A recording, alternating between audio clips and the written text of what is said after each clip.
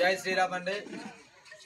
అల్లూరు సీతారామరాజు జిల్లా చింతపల్లి మండలంలో ఇంటింటికి ధర్మ ప్రచారంలో భాగంగా దాన ధర్మ చారిటబుల్ ట్రస్ట్ వారు గిరిజన అర్చకులకు ధూపదీప నైవేద్యాలు, పూజ సామాగ్రి మరియు దుప్పట్లు పంపిణీ చేసి ఉన్నారు.